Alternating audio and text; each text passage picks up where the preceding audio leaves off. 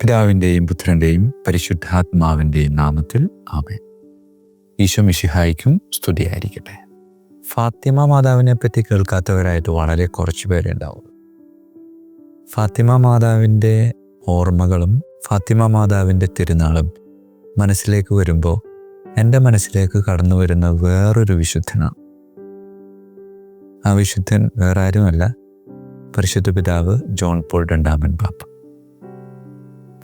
1917 പോർച്ചുഗലിലെ ഫാത്തിമയിൽ 3 ഇടയ ചെക്കന്മാർക്ക്, 3 ഇടയ ബാലകർക്ക്, 3 ഇടയ കുട്ടികൾക്ക് പരിശുദ്ധ അമ്മ പ്രത്യക്ഷപ്പെട്ട് 3 ദൈവിക സന്ദേശങ്ങൾ നൽകുന്നുണ്ട്.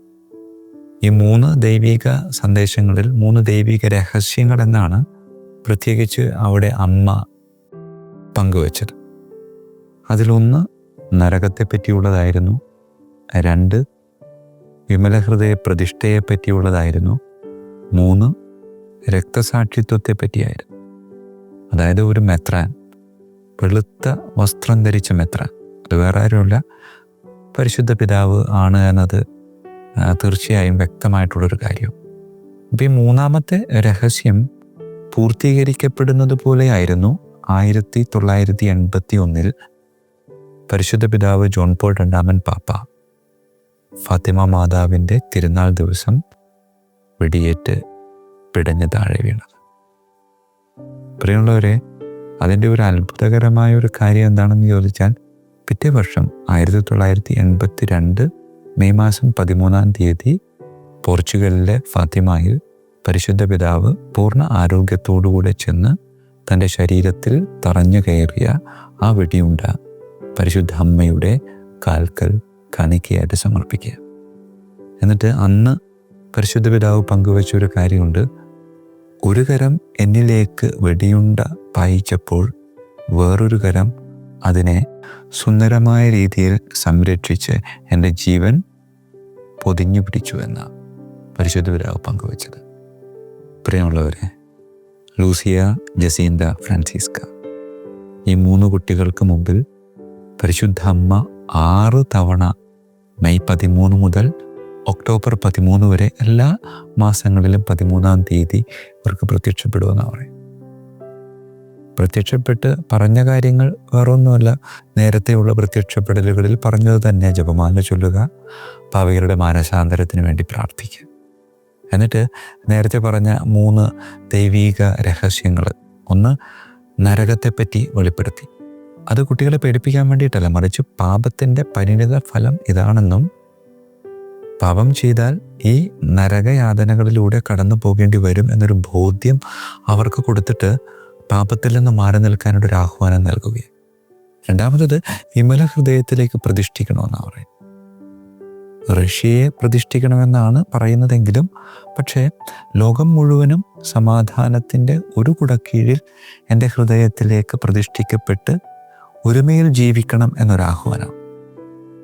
പ്രിയമുള്ളവരെ, വിമല ഹൃദയ പ്രതിഷ്ഠ എന്ന് പറഞ്ഞുകൊണ്ട് നാം ഒരുപാട് പ്രാധാന്യം കൊടുത്ത്, വിമല ഹൃദയ പ്രതിഷ്ഠയ്ക്ക് പ്രാധാന്യം കൊടുത്ത് ജീവിക്കുമ്പോൾ അമ്മ തന്നെ നമ്മോട് പറയാതെ പറയുന്നൊരു കാര്യം എന്താണെന്ന് വെച്ചാൽ, വചനത്തിൽ പറയുന്നുണ്ട്, അവളെല്ലാം ഹൃദയത്തിൽ സംഗ്രഹിച്ചു. അല്ലേ? പരിശുദ്ധ അമ്മയും യോസേപ്പിതാവും യെരൂശലേം ദേവാലയത്തിലേക്ക് ക്രിസ്തുവിനെ സമർപ്പിക്കാൻ പോയപ്പോൾ അവിടെ ഉണ്ടായിരുന്ന പല കാര്യങ്ങളും അവൾക്ക് മനസ്സിലായില്ല. അതുകൊണ്ട് അവൾ ആ കാര്യങ്ങളും തൻ്റെ മകനെയും ഹൃദയത്തിൽ സംഗ്രഹിച്ചു എന്ന് വ്യക്തിപരമായിട്ട് വിശ്വസിക്കാൻ ആഗ്രഹിക്കുക.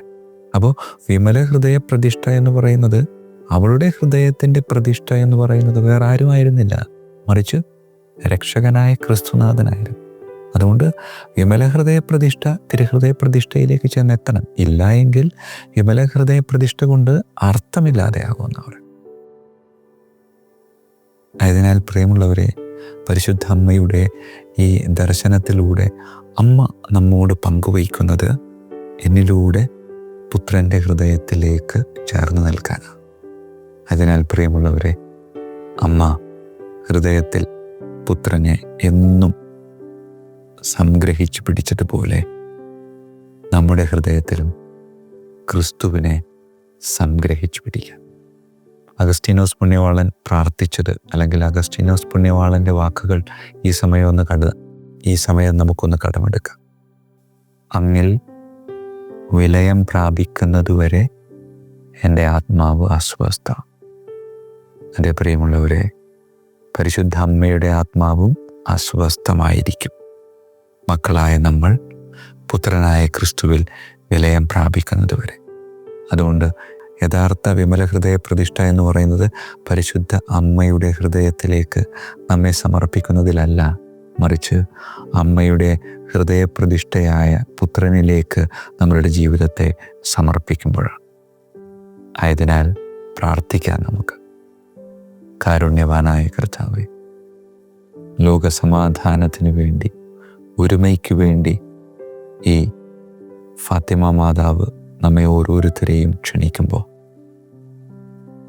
ഒരുമയിൽ, ഐക്യത്തിൽ ജീവിക്കാൻ ഞങ്ങളെയും അനുഗ്രഹിക്കണമേ എന്ന് നമുക്കൊരുമിച്ച് പ്രാർത്ഥിക്കാം. കണ്ണുകളടക്കാം, കരങ്ങൾ കൂപ്പാം. കാരുണ്യവാനായ കർത്താവേ, സമാധാനമില്ലാത്ത അന്തരീക്ഷം ഞാൻ മൂലം ചിലപ്പോഴൊക്കെ ഞാൻ വസിക്കുന്നിടങ്ങളിലും ഞാൻ ചെല്ലുന്നിടങ്ങളിലുമൊക്കെ സൃഷ്ടിക്കാറുണ്ട്. കാരണം എൻ്റെ ഉള്ളിൽ സമാധാനത്തിൻ്റെ രാജാവായ ക്രിസ്തു പ്രതിഷ്ഠിതമായിട്ടില്ല എന്നതാണ്. ആയതിനാൽ എൻ്റെ അമ്മേ, അങ്ങേ പുത്രനെ എൻ്റെ ഹൃദയത്തിൽ പ്രതിഷ്ഠിച്ച് സമാധാനത്തിൻ്റെ ഒരു ഉപകരണമായി ഈ ലോകത്ത് ജീവിക്കാൻ എന്നെ അനുഗ്രഹിക്കണമേ. കർത്താവായ ക്രിസ്തു വഴി ഞങ്ങൾ സമർപ്പിക്കുന്ന പ്രാർത്ഥന കേട്ടരുളണമേ. ആമേൻ.